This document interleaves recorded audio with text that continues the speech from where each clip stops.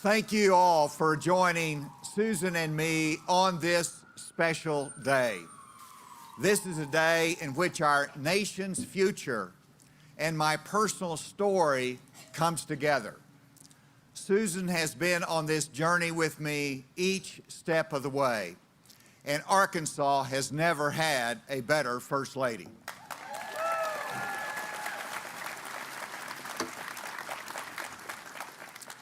Bentonville is a big part of my life story, but so is Gravett, where I grew up on a farm and learned the importance of family, faith, and community.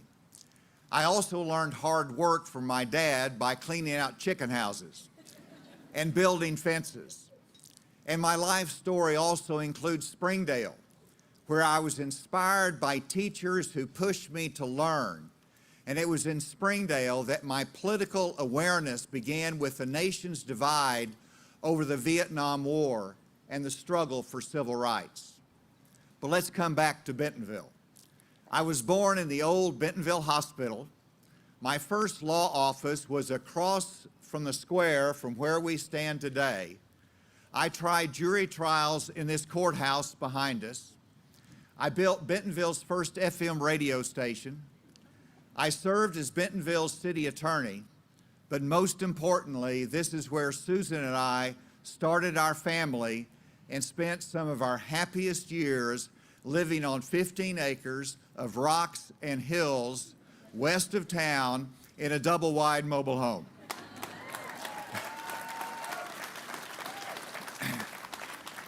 It was here on these steps over 30 years ago that I announced my run for the United States Senate. At that time, Arkansas was a blue state, and the Republican Party was pretty much non-existent. I stepped up to take on runaway federal spending, to fight for a strong national defense, to support the life of unborn children, and to unleash the private sector of our economy. In other words, I ran as a conservative Republican when being a Republican was like having a career-ending handicap. In fact, lawyers told me that. I continued to fight the establishment, and over time, guess what? We won.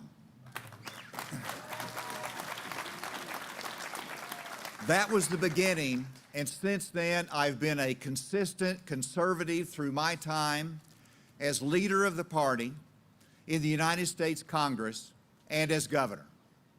And now I bring that same vigor to a fight in another battle, and that battle is for the future of our country and the soul of our party.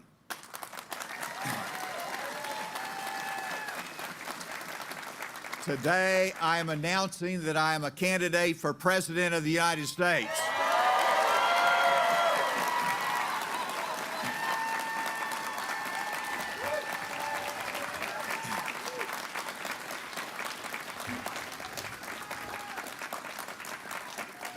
In this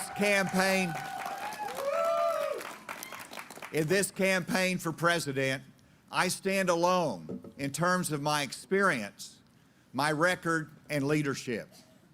From Congress to the DEA to Homeland Security, I have served our country in times of crisis. As governor of Arkansas, we cut taxes and created record surpluses. We increased pay for teachers. We reduced regulations, we recruited industry, and the private sector grew by over 100,000 jobs.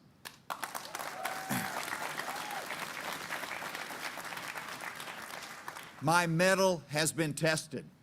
It was tested when I put on a flak jacket and assisted the FBI hostage rescue team in negotiating the surrender of an armed terrorist group. My mettle was tested after the 9/11 attack, when I was responsible for protecting the United States from another act of terrorism on U.S. soil. And my mettle was tested once more as governor, when I demonstrated how we can lead through a pandemic without closing down every business and shutting down our schools.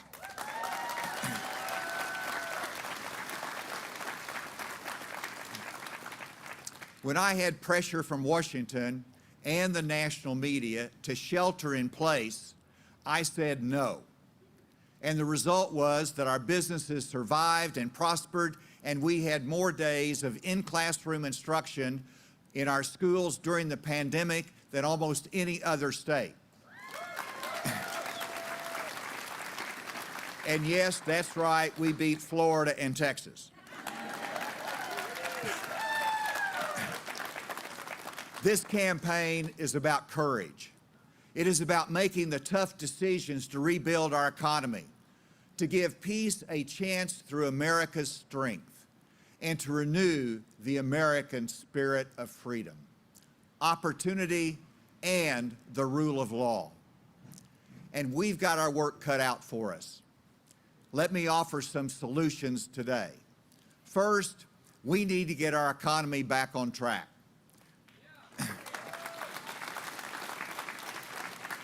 The Biden administration has turned its back on the American worker. To turn our economy around, we have to stop the break the bank federal spending that has led to high inflation and rising interest rates. Every hardworking American family gets a double hit from the Biden economy. Their paycheck doesn't go as far, and they're paying more on car loans and credit card debt because of the high interest rates. It hurts them in buying groceries at the store. That is not acceptable. I have been chief executive of our state for 8 years, and that means I know how to balance a budget. I did it every single year.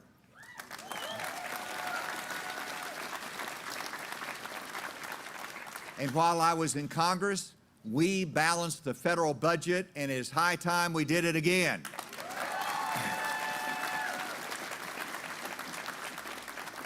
And that's just the beginning of what we must do together to bring out the best of America. We must secure our southern border. We need a pro-growth energy policy that is not focused on limits, but on production. We should not limit American growth, but rather we should unleash our energy producers. And if America is to be the best, then we cannot yield to China in terms of global leadership.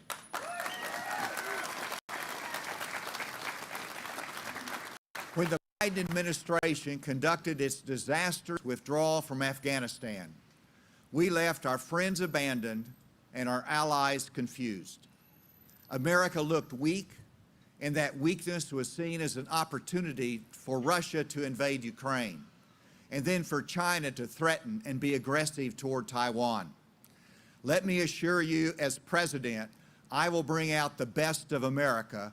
We will stand with our allies, and we will stand with our friends.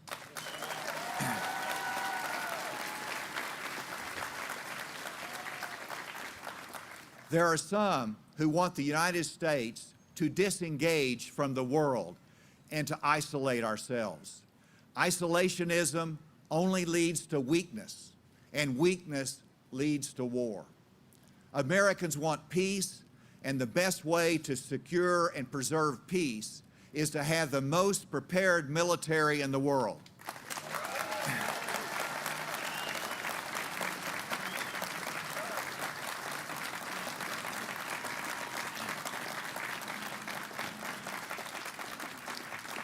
Today's threat is the Russian invasion of Ukraine.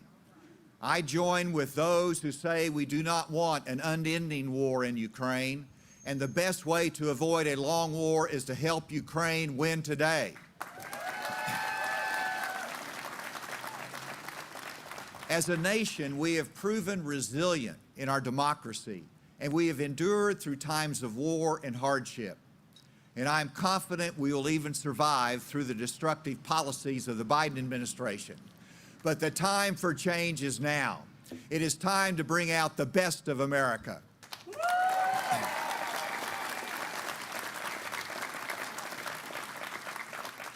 As a nation, our democracy's resilience comes from our shared values, and it comes from our willingness to sacrifice for the cause of freedom.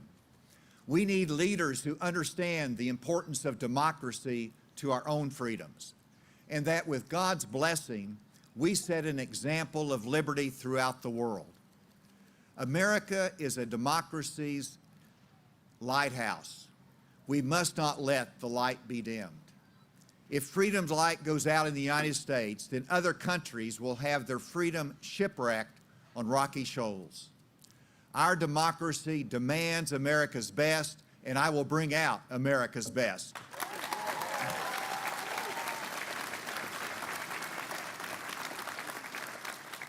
We will do this through leadership, economic growth, and respect for the rule of law. The Biden administration has stood on the sidelines and passively watched as rampant crime destroys our cities with smash-and-grab robberies and a flagrant disrespect for human dignity and the rule of law. This must change. What separates the United States from the rest of the world is our commitment to justice. The rule of law is the foundation for peace in our communities. I am the only candidate running for president with a breadth of experience in law enforcement. I will enforce the law and demand that local prosecutors do the same.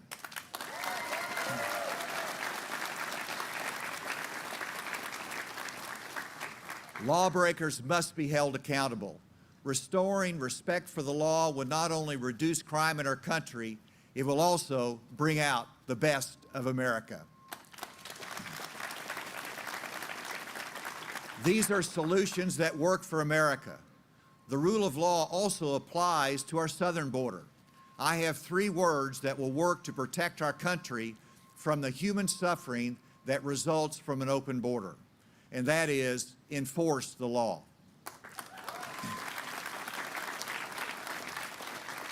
I know how to do this because President George W. Bush tapped me to help lead the Department of Homeland Security. Our nation is a land of immigrants who make up the fabric of our democracy. And in order to respect those who follow the legal path to come to this country, we must reform our asylum laws, devote more resources to support our Border Patrol, quickly remove those who come into our country illegally, and go after the cartels who are killing Americans with the deadly drug fentanyl.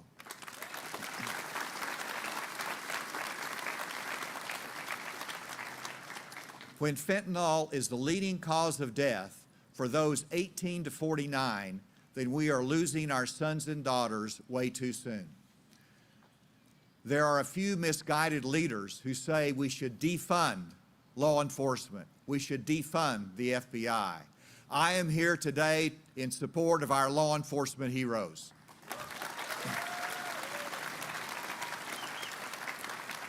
The argument to defund police is designed to undermine our rule of law. We should not defund the police, we should not defund the FBI, but we do need serious reform to refocus the core functions of our federal law enforcement. As someone who has worked with all the federal law enforcement agencies, I know what needs to be done. We must make them more focused, more accountable, and successful in protecting our citizens. The FBI needs to be trimmed down and focused on its #1 duty, leading our counterterrorism mission. And when we support our law enforcement and enforce the rule of law, we bring out the best of America.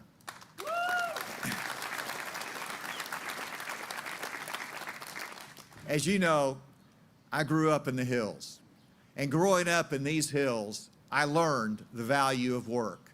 I hauled hay, worked in 4 different factories, sacked groceries, and through college, I was a janitor cleaning campus buildings, all to pay the bills and to get an education. In law school, I benefited from the federal student loan program, and yes, I paid my loan off.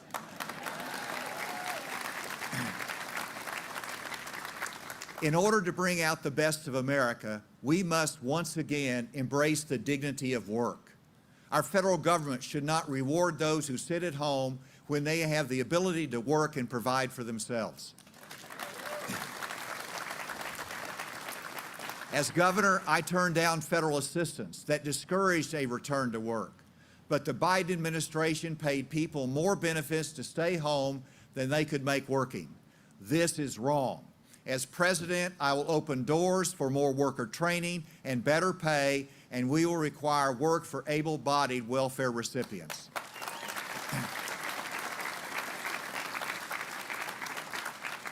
This will grow our manufacturing workforce, and we will prove that we can still make things and manufacture things in the United States of America.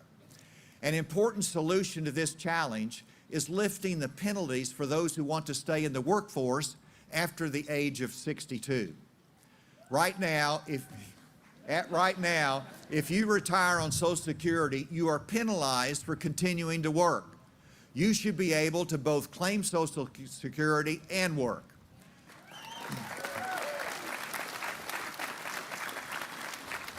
Remove the penalties and let those who want to work continue to do so without government penalties.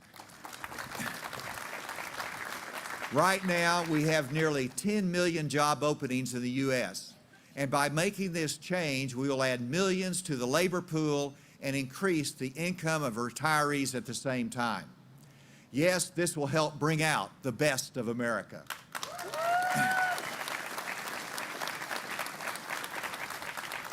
And when it comes to those who depend upon Social Security and Medicare, I will assure the strength and reliability of those programs into the future. Right now, Social Security is financially stable into 2033. Medicare is stable into 2028. As we have successfully done in the past, I will immediately convene an independent commission to assure the future of Social Security and Medicare long into the future.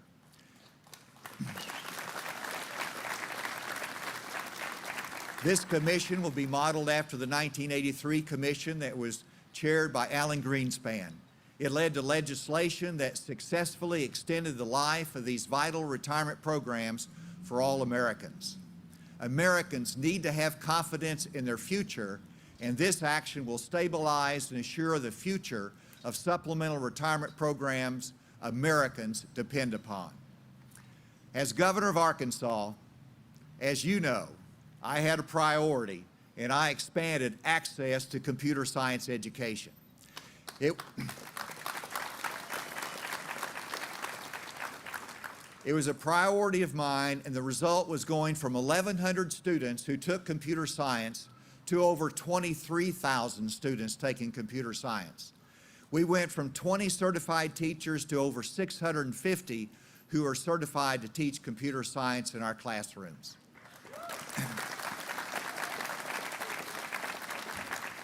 We made it required to be offered in our rural schools as well as our urban schools. The result is that Arkansas led the nation in computer science education and made a real difference in the opportunities for young people. It is critical that we follow this model as a nation if we are going to compete with communist China.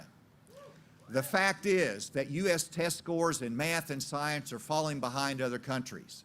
The top 5 math scoring countries are in Asia, and the United States places 11th as a nation in terms of math education. We must do better for our students.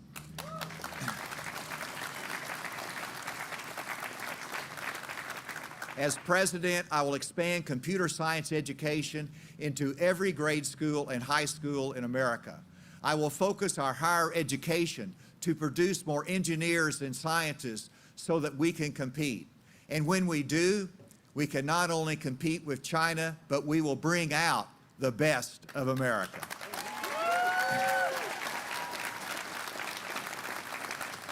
We can once again define America's future with the genius and creativity of our people. Too often, our businesses and families are held back by a federal bureaucracy that is out of control, heavy-handed, and wasteful. As president, I will reduce the federal civilian workforce by 10%. You can believe me when I say I will do this because I have done it. In Arkansas, I reduced the state executive workforce by 14%. And there is a lot more room for improvement in Washington than even in Arkansas. We will reduce the burden of government, we will lower the federal deficit, and we will unleash the power of the private sector. Our families will have more to spend and save for their children's future. Both Democratic and Republican administrations bear responsibility for our current $31 trillion national debt. I would like to say we will be debt-free in 33. Well, it might take longer, but we must start.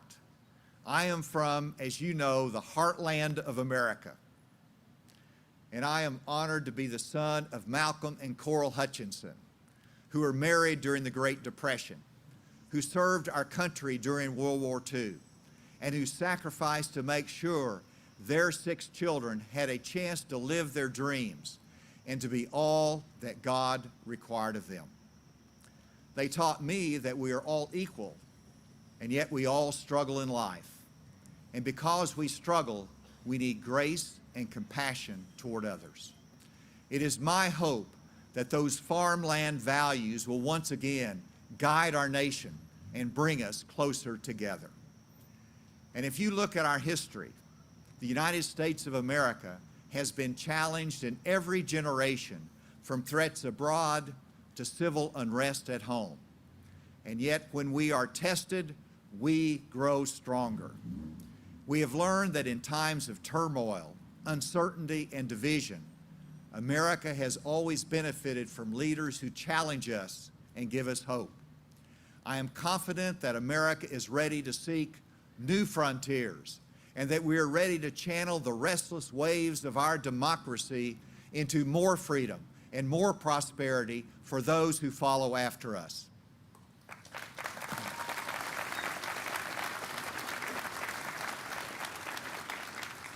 I am running for President of the United States because I know that the best of America is ahead of us.